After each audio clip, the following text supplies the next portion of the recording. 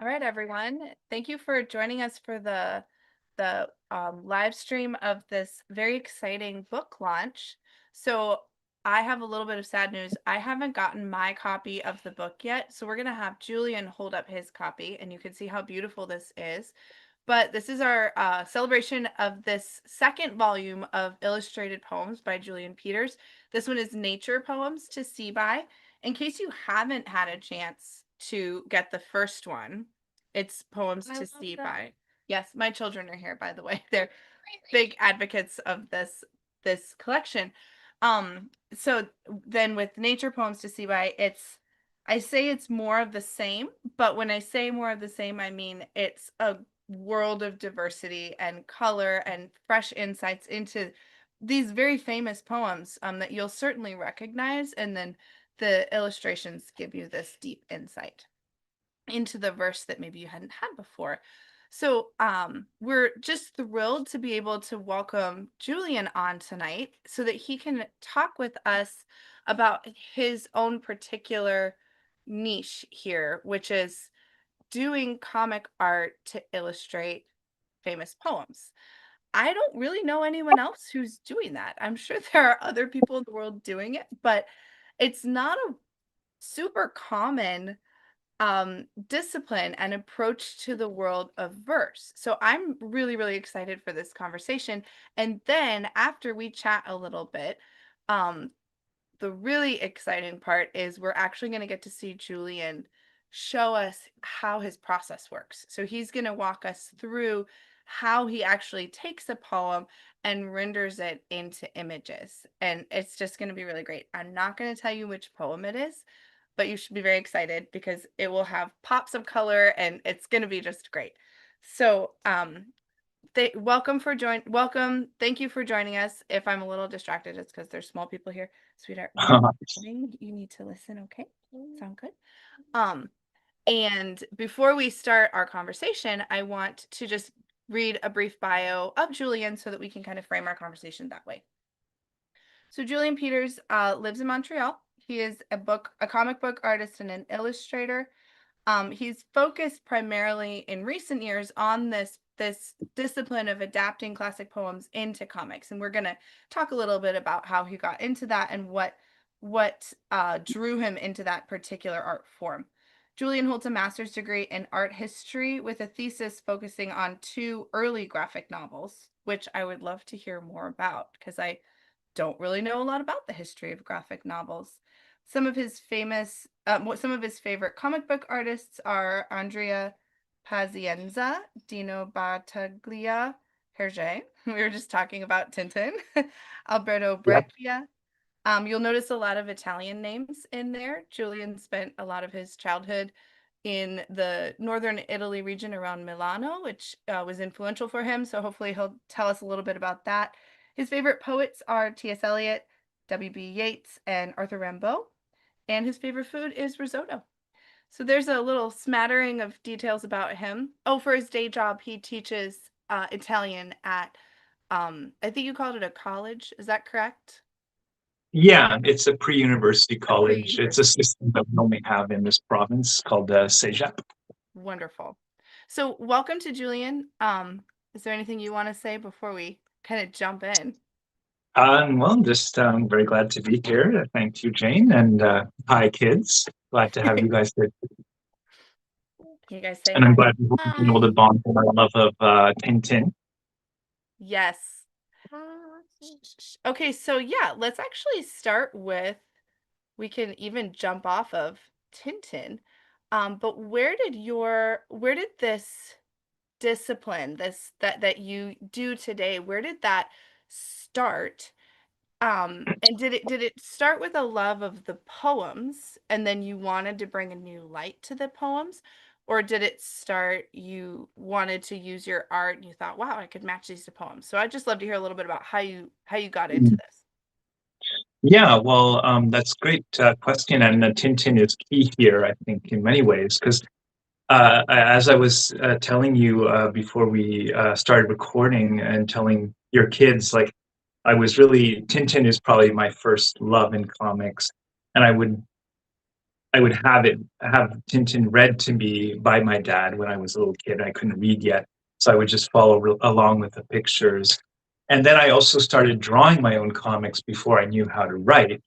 So that was the same process. I would draw the all the panels, and I would write the little, the speech bubbles for all the characters, and I would dictate them to my dad, and he would Mm, fill in the script, the dialogue. So comics have been like really like I feel like very natural language to me since as long as I can remember.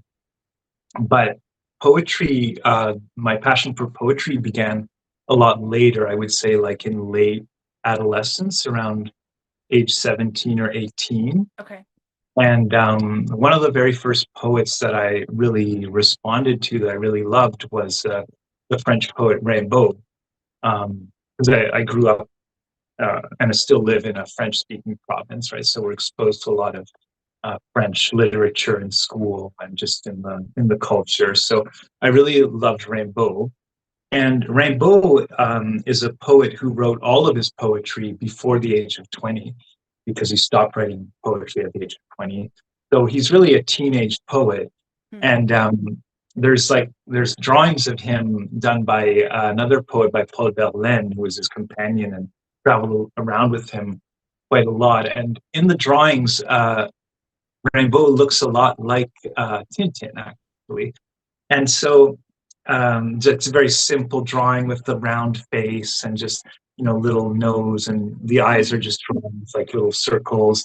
And he's like the same age as Tintin, and he travels around the world um, in real life. Right? Like he had a lot of adventures, Rimbaud. And so, and they're both like French language. I mean, Tintin is Belgian, but he grew up mhm. on the border with France, and Rimbaud grew up in France on the border with Belgium. So I thought, Rimbaud would make a great comic book character, and I'll write a comic book biography of him in the style of Tintin. Um, so I never finished that project because that was the first really big comic book project that I tried as an adult, kind of around 20. But I did adapt during that project, I did adapt quite a few Rainbow poems into comics as part of the telling the story of the poet. And that's where I had that idea, oh, this works well together, of combining poetry and comics. But they're definitely like both two passions of mine. And comics I'd kind of put aside, and I was rediscovering around that age, around 20. And I was discovering poetry for the first time, really loving poetry. So it was kind of natural to bring those two things together because they were both really important for me at that time. That's fantastic. That answer was so much richer and more engaging than I expected, and I want to go all these different directions with it. Um, so okay, so when you did you know you were going to be an artist when around like did you go into it knowing I'm going to be an artist and then this form developed for you, or was that kind of a surprise to you? Like the form of comics, you mean? Just Or did you kind of go into the world as a young person and say, I'm a maker. I'm gonna be a creator of things.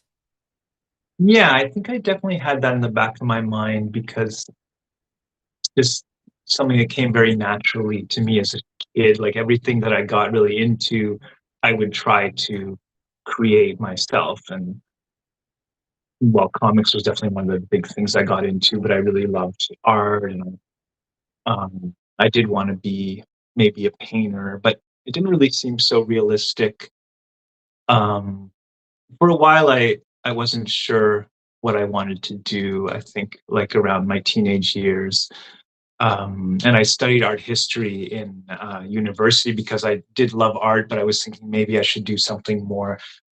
Well, I don't know. Art history seemed more practical than drawing art in a way because I at least learned some academic skills. Yeah. Um, but yeah, I never, I guess, I think I was always kind of drawn to comics more than more traditional art forms like painting.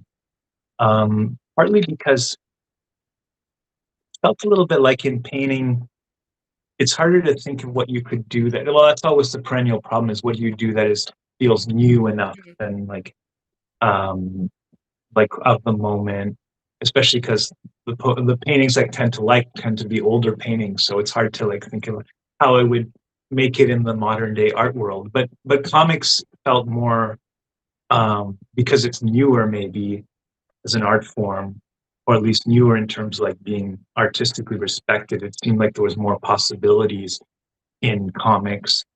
And also, I would just say that because the kind of art that I like tends to be, or I tended to gravitate more towards Renaissance art and like the art of the 19th century, surrealism.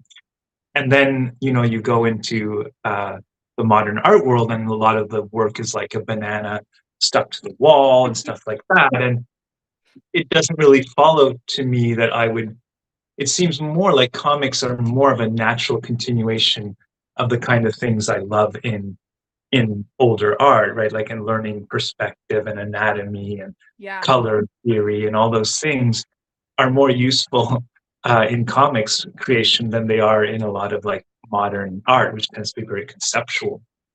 That's a So I really think comics, interesting point. yeah, Mhm.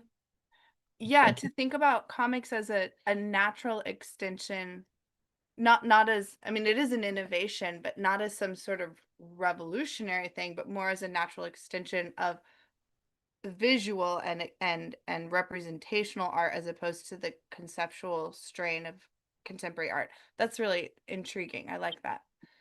Um, okay, so tell me, when you read a poem and you say, "Wow, I have to illustrate this poem."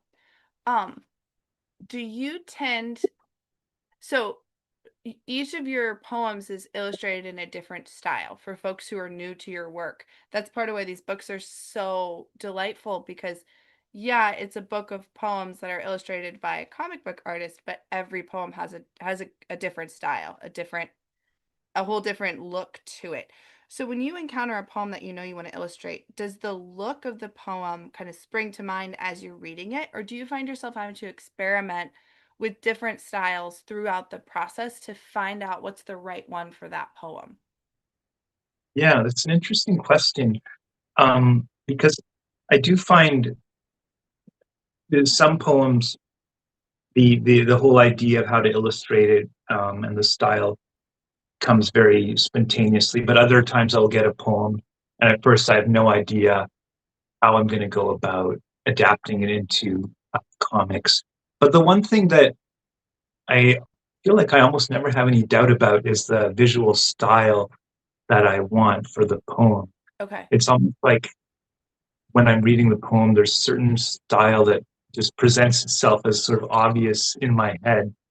And then it might not be obvious to me, like how can I capture that style, or how can I create that style in a way that makes sense with that poem. But there's something visual that comes into my head automatically, I think. And maybe that could just comes from being a very visual person and looking at a lot of art all the time and comics, and certain styles are maybe in my head. And Mhm. maybe it's like it could be that I'm just really into a certain art style or certain artist at that time, and then I read the poem, and because I have that artist in my head, it suggests itself. But it That's never feels like that to me in my mind. It always feels to me like the poem has a very uh, appropriate visual equivalent in terms of style. that's really interesting.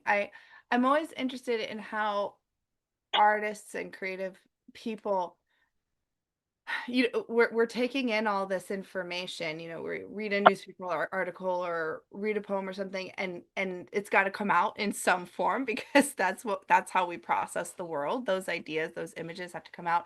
So it's always interesting to me how people discern which information and which images end up in which buckets together. So you say you read the poem and the style is very much there, but I've noticed that some of the styles that you use are not they're not necessarily readily they're not exactly what I would expect for the poem. Um, so do you what do you ever find yourself kind of startled by, "Oh, I guess this is the style that I'm gonna use for this poem." Um, or does it always make kind of one-to-one sense in your head? And I'm gonna look through here for an example while you answer that question. Mm.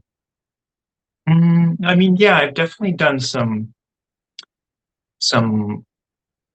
sort of out of left field kind of juxtapositions of style um and the original poetic content. But I feel like usually, like, even if it's there's something like aesthetically somehow appropriate, or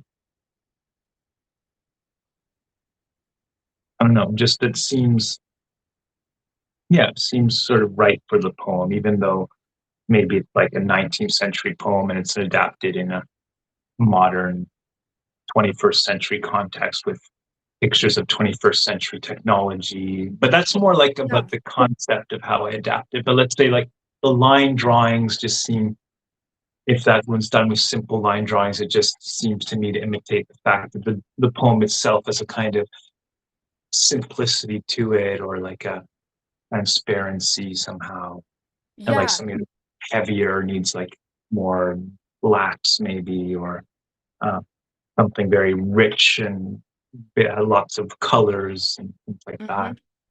Yeah, That's actually the one that I was thinking of is The World Is Too Much With Us, yeah, that's the for one. folks who haven't seen it. Yeah, Yeah, which is, I mean, it's a classic English poem from really, like, the heart of high English verse, and you do it in this very contemporary style with the line drawing. There's no color in it. It doesn't have, like, any kind of romantic, um flourish, at least in the first part, and then you kind of add that in throughout. So, when you said, technological, because you got a character holding an iPhone in a Wordsworth poem, and so it just makes for this really yeah, fascinating juxtaposition throughout. yeah. That was one where I really pushed that I that approach of placing something in a completely different temporal context, and but kind of pointing to some parallels. So, like, the Wordsworth sonnet is written in the early 19th century, and he's bemoaning how modern technology for his time is alienating humans from one another and alienating people from nature as well. So I took the same words, but placed it in the context of modern day technology, which is also, of course, alienating us from one Mhm. another in nature, uh, to sort of show a continuity of, like, even though the technology changed, there's still the same issues that arise. Yeah. Um, I actually draw a lot of comfort from that particular poem because it is this reminder, the way that you illustrate it, it's a reminder that, oh, okay, these problems that we're facing today, they feel super overwhelming and unprecedented. And even though the scale is definitely new, um, just a reminder that this is what humanity has always struggled with, and it's not actually a brand new challenge. Being saying human has always been a balancing act of trying to navigate between our tools and the world as God has given it to us. So I don't know. I really particularly love your work on that one. So if you don't have the book, folks, grab it. This is the first one because, like I said, I don't have the second one yet, but there's gems like that in the second one as well. Oh, my son wants to share also. His favorite in here is the Annabelle Lee. That's he yeah, loves the way you did that one. that's Um, great. That's one of the first poems I adapted into oh, is it? comics. Oh, Yeah, that's great. and Um, it's my favorite poems, and that, it's yeah, always still a lot of imagery in my head. yeah. So you that one, great. So, okay, I wanted to ask you one more question that's kind of along the same lines, and then we can go into the show and tell portion of the evening. So when you're working in with a poem, you've found the style, you already know what it is. You've kind of already looked for those, those ironic twists that you're going to add to it, which will give a fresh life to the language of the poem. How do you kind of set boundaries on yourself of how far you're going to push the sense of the words? Because most of the time, your images tend to really be faithful representations of the language. And then every once in a while, you tweak it a little bit and you do make an actual ironic depiction. Or, for example, in your Osmandius poem, you have Middle Eastern, kind of like Taliban types at the end of the poem, and you draw it very squarely into a different time and place than the original poem. So, how do you make those decisions throughout, and what's kind of your inner sense of when are you following the poem, and when have you ever, this is your question, have you ever felt like you were working in an image that you just thought this is pushing the language too far, it's not actually true to the poem? Mm. Yeah, well, it's always a fine balancing act, I think, between, like, obviously, I want to be true to the source material, and, well, very important for me to be faithful to the spirit of the poem. But if it's too much of simply reiterating what is already in the text, just like illustrating it in a very literal way, I guess it could feel like it doesn't add very much Yeah, to the text. So I because you're kind of definitely want, doing more than that. You're actually contributing an artistic to a conversation between the images and the words. right. So I want to use the comic book medium to kind of uh, create an equivalent kind of effect to, or an equivalent message or equivalent feeling or aesthetic or a message to the original poem, but in the language of comics, and kind of like superimpose those two, like the original with the comic book version of it. So it is often uh, it does have to depart from the original to a certain extent, but always, I think, respecting the original poem. And there's all the words are always exactly the same. I never Mhm. take away or add anything to the text. Uh, but yeah, I have to feel like it's doing something a little bit different with it, and often that will be something like having an unexpected image at the end that kind of reconfigures or makes us think about the text that came before in a different way, or like well, it's easier to think about it in specifics, like the Ozymandias one. um it it kind of takes the original concept of, the vainglorious kind of belief of this ancient pharaoh that he's going to live forever in this, and the statue that he's created.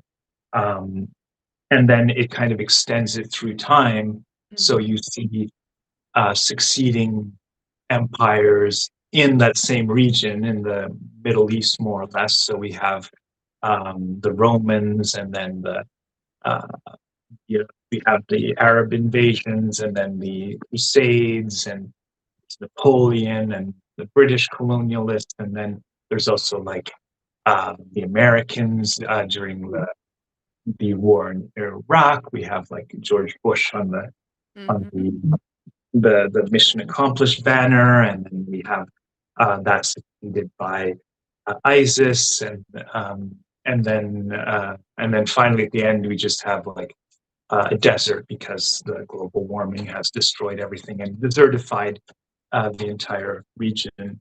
So it is like extending the connection with the present that Shelley already wanted to make between. He was actually thinking of Napoleon, right? The Mhm. uh, great kind of tyrant of his day, but extending that, showing how that history continues and unfolds into the present and the future. And then also like latching sometimes onto some kind of visual metaphor. Like here we have the statue of Ozymandias. So I thought of things that also are statues that could represent those historical events, like the tearing down of the statue of Saddam Hussein, and Mhm. then the statues that were destroyed by ISIS and the Taliban, right? Because they were contrary to the Islamic religion. So it was, if I can find that kind of like uh, common element to sort of weave through visual element like that, that will also be something I'll definitely look out for. That Amazing. was kind of unusual in a way in that it had a lot of political relationships, I guess, to actual political events. But Yeah. Well, it's a that's political poem. I mean, it's making a political statement. So I don't I think if you're following the language, you're gonna get pushed in that direction almost yeah, that's a good point inevitably. actually, because it is kind of like in the spirit of the original poems, which was making a political point about Napoleon of Yeah. his time. So yeah, it does make sense to address current events, and that's a good example, I think, of creating that sort of equivalence in comic book to the poem, Yeah. original poem. All right, one last very short question. Do you write any poetry? uh, well, it's funny because I love poetry. I think it's my favorite art form. It moves me like no other art form, but I'm very, very picky about poetry. Like there's only like most poetry doesn't really do much for me. Like the Yeah. really great poetry, though, I find is better than anything else. And I feel like there's something of a, I don't know, almost like a divine calling in poetry. I romanticize that way. Like I just feel like you if you're gonna write poetry, you just know it, or you have it in you.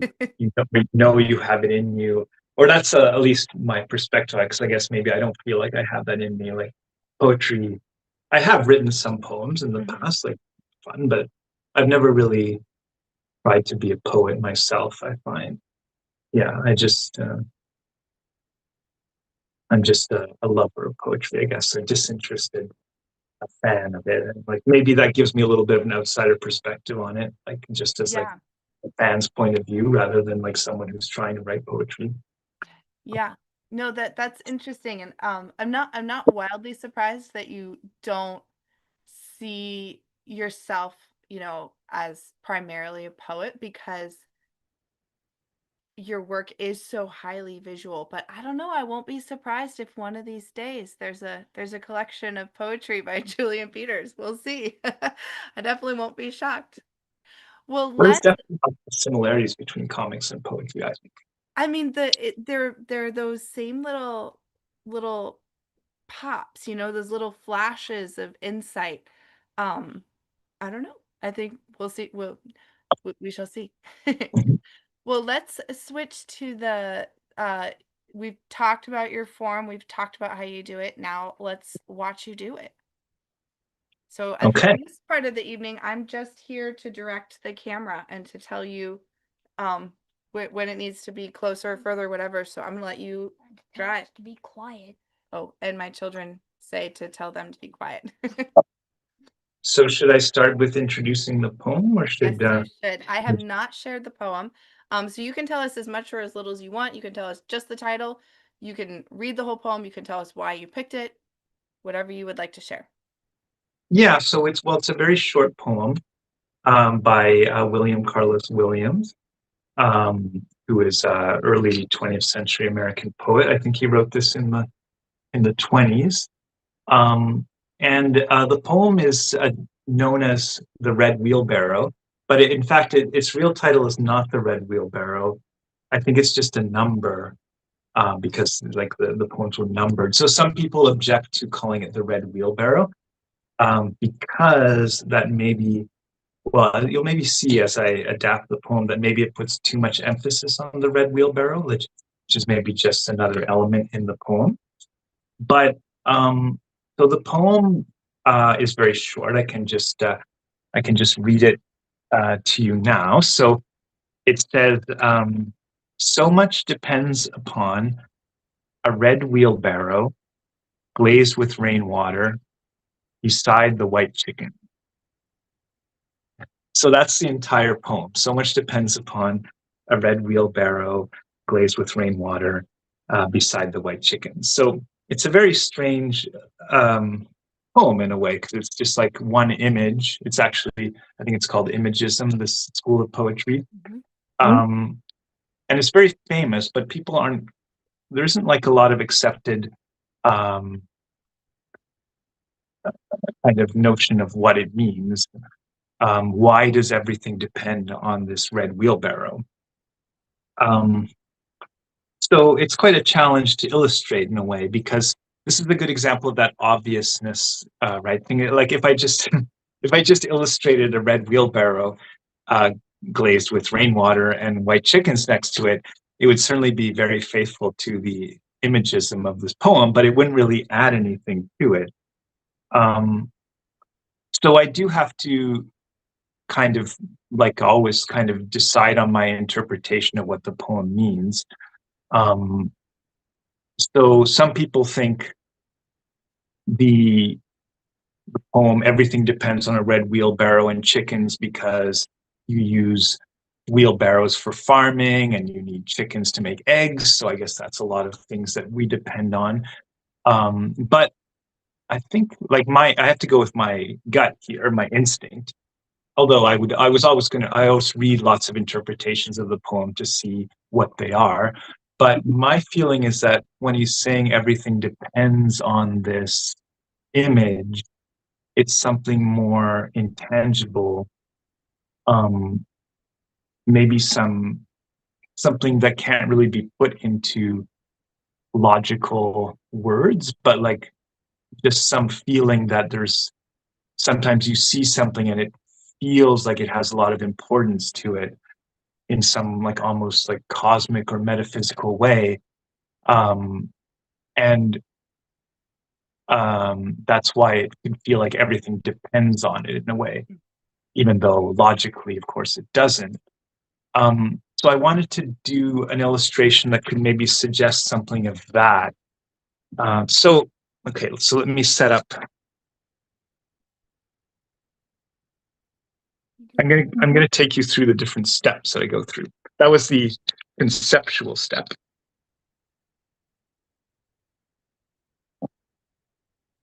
So how is that for Almost there. Okay, so can should you it move be the paper to your left and a little up? That looks perfect. okay. Okay, so I've divided, so I'm gonna do this. This poem has 4 stanzas, even though each stanza is just very short. So it makes sense to adapt it into 4 comic book panels. So this is the first panel.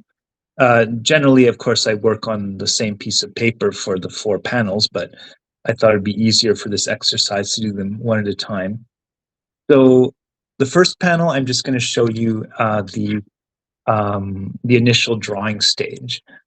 So I just have a blank piece of paper. I have the text here. So much depends upon.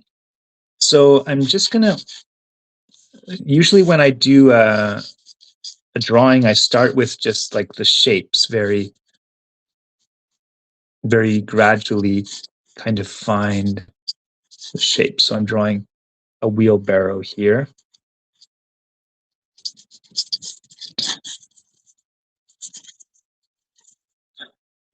Do we have the wheel?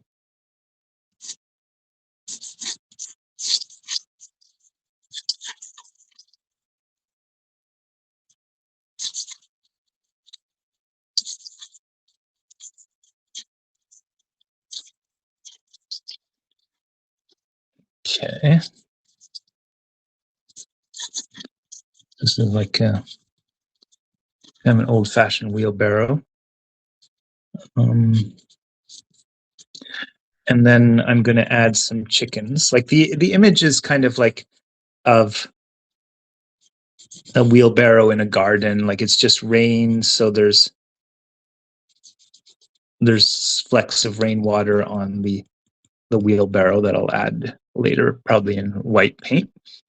And there's also some chickens pecking around the yard.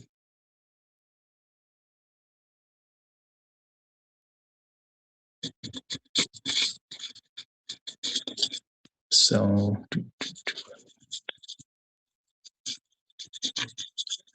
chickens here.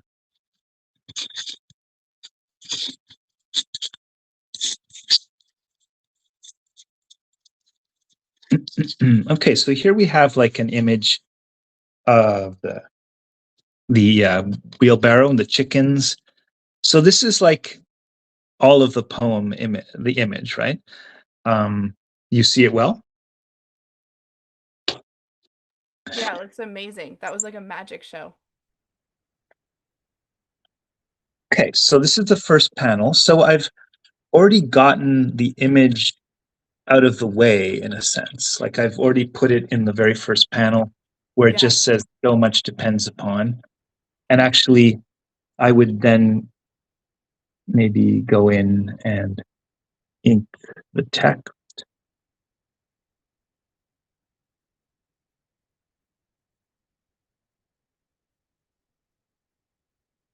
Okay, but because in the interest of time, I'm going to go to the next panel.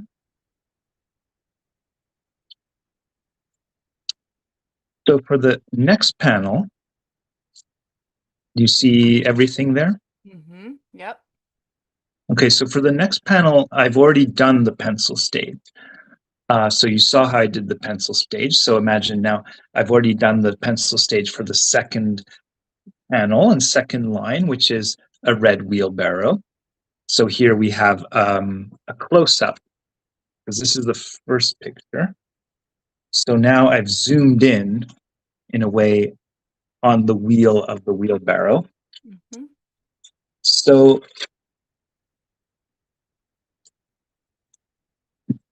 so now I'm going to do the inking stage. So I usually like to ink, well, I use lots of different materials, but one India ink and a brush are one of my favorites. It's a tiny bit fuzzy, and I don't know if it's just the connection, but it's fuzzier than the last picture. Mm. Um, It might be fine. It might just be like the iPhone adjusting itself. Okay, now it looks better. okay, it Yep. might have been there was a bit of a shadow too. Yeah, now it looks great.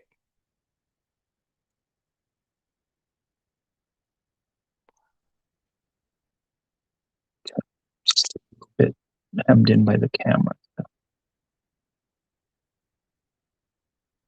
The the underside of the barrel, and here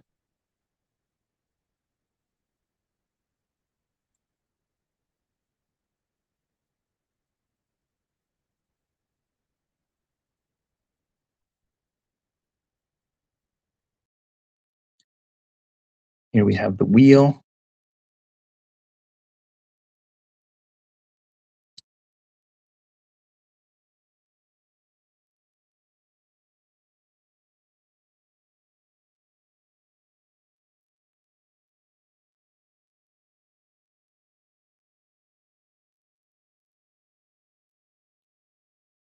Okay.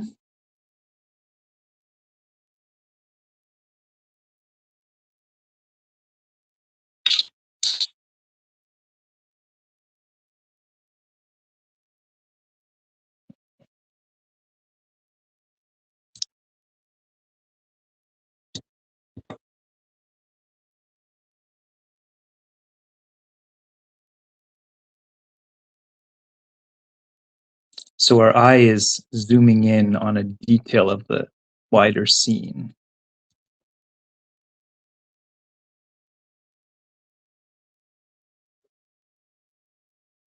And here in the background, we have like the leg of a chicken. It's walking by. So this will be the body of the chicken that will be done with white paint, or just leaving the paper white actually. And the wheel itself is black.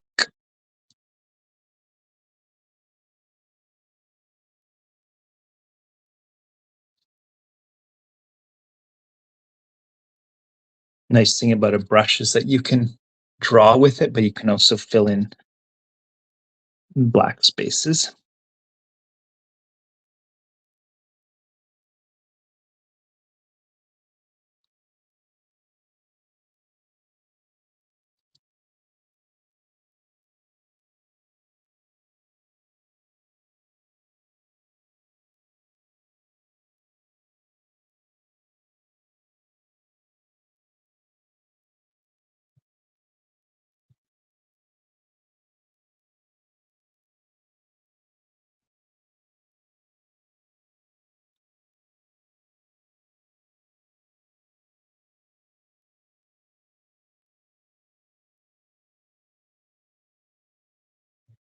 Okay, so I think that's all we need to ink on this panel, because now I would let the ink dry and then proceed to the watercolor stage. But again, in the interest of time, we're going to skip ahead to the third panel, which is already inked.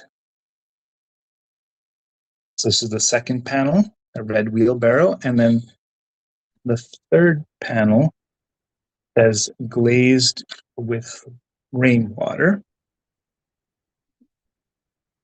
So I've let the use pencil line.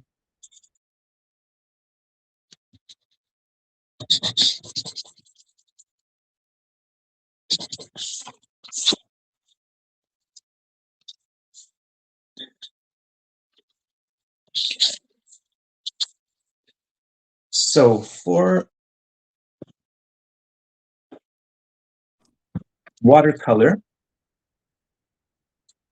you notice I haven't drawn any of the lines around the panels. Like in traditional comics, you usually draw lines around each panel. But I don't usually do that because when I work in color, I like to use just like the color, the edge of the color.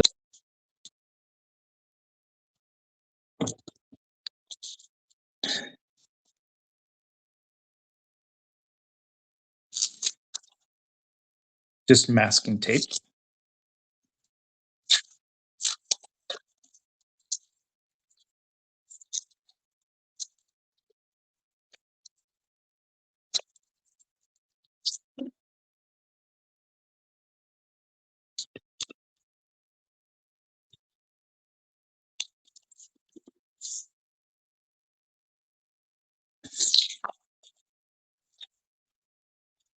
So this is the third line where it says glazed with rainwater.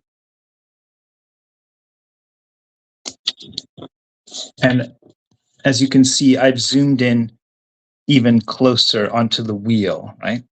So each panel is getting more and more zoomed in. So here we're at the wheel.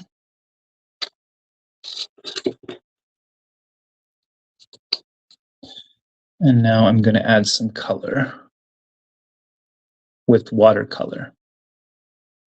So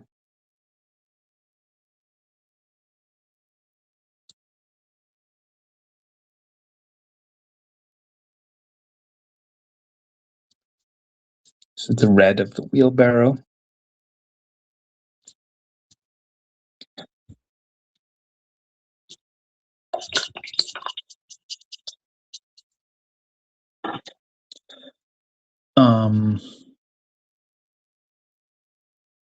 Of course, you have to think that the red, we would have seen the red in the other two panels as well. So it creates a kind of nice little color rhythm of the red in each panel. Here I'm adding some brown for the kind of like, what do you call that? Like the thing that holds the wheels to the wheelbarrow.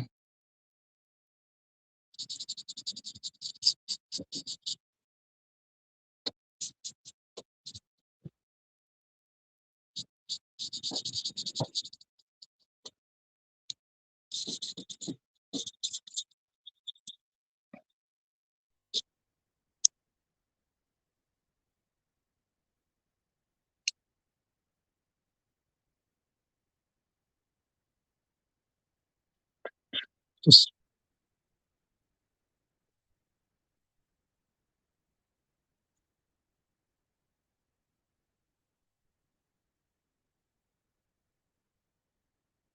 There's like the space, what do you call the thing in the middle of the wheel? So it's like a whitish color. Oops. This is just beautiful. I don't know if you can see our faces, but this that we are loving. No, I can't see any. Well, I can only see.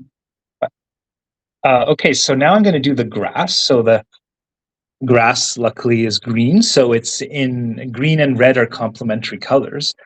So that's very good because then, or automatically by having green and red be my main colors, I'm going to have a harmonious kind of combination.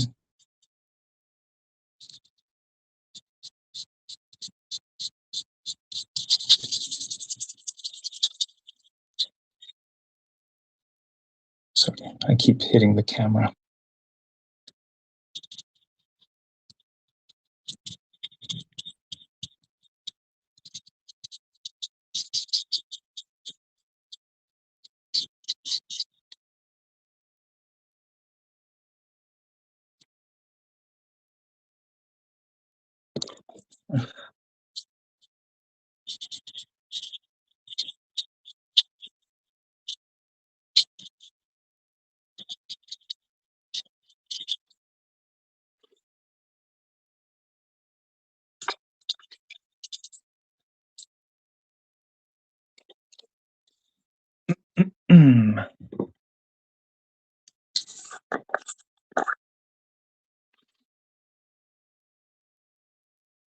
Oops.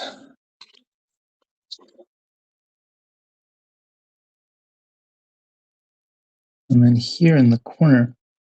So of course our eye is moving. The eye of the viewer kind of moves from top to bottom, left to right. So at this edge of the paper, just going to put these little dots.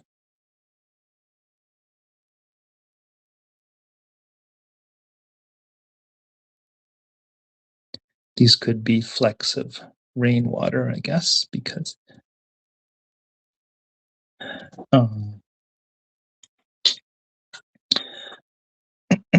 okay, so this is the third panel and the last panel.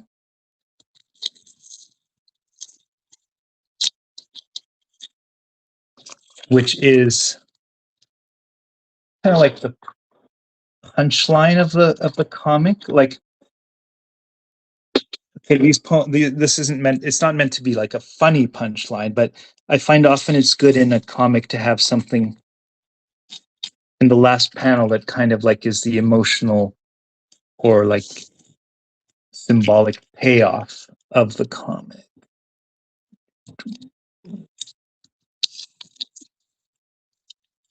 Okay, so the color is made the border of the image, and so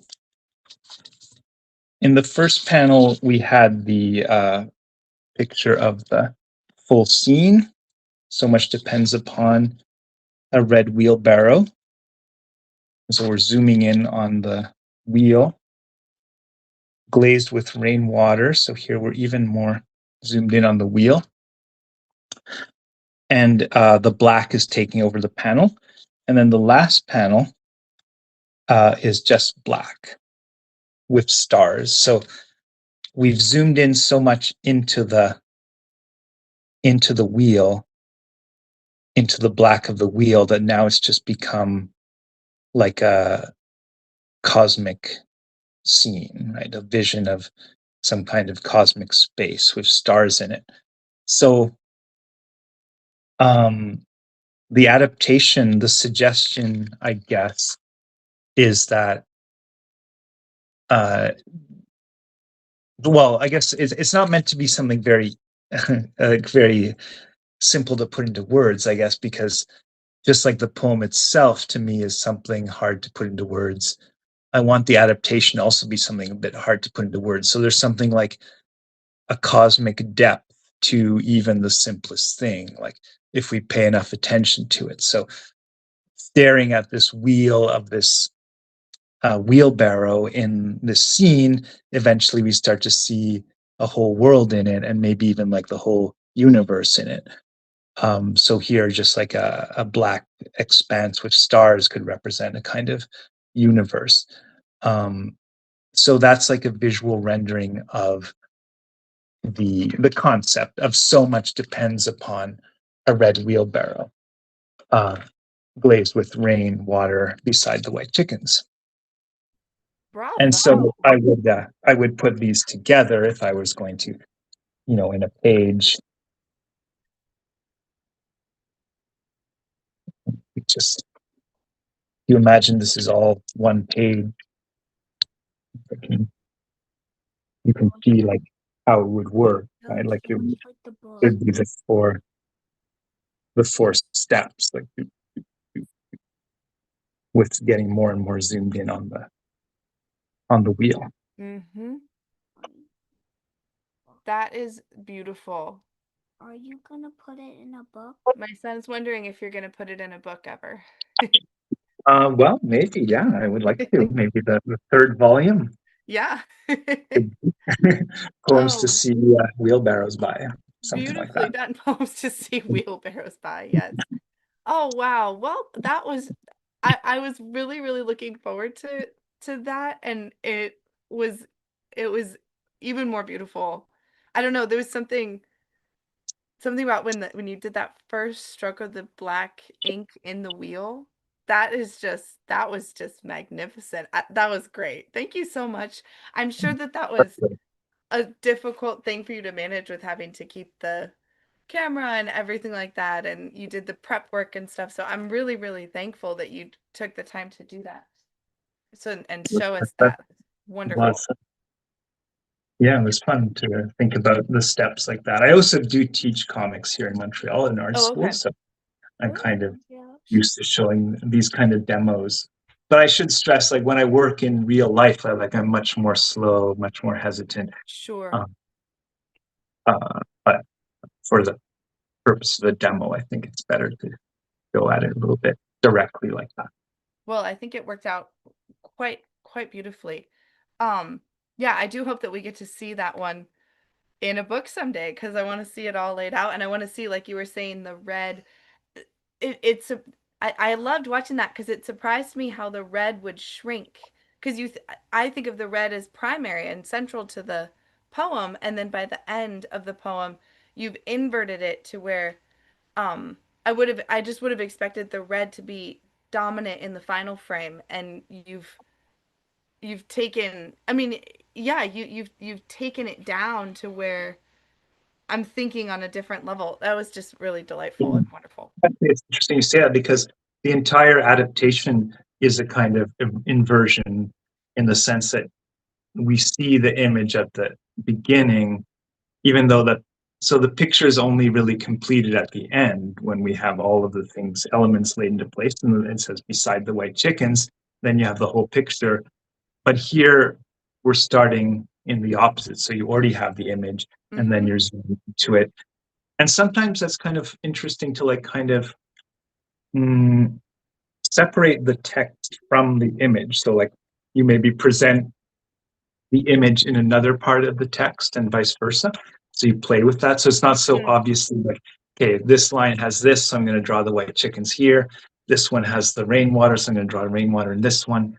So the mind is playing around a little bit. That I think makes a more immersive experience. Yeah.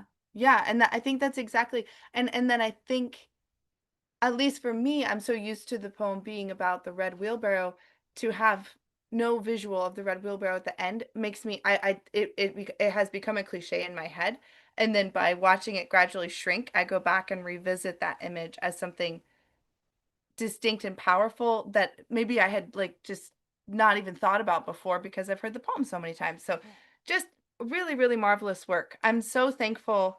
I'm so thankful for you walking us through that. Hey, just a minute. Oh, it's not okay. Um so friends, if you have never gotten to see Julian's work before, this was a wonderful way for you to be introduced to it.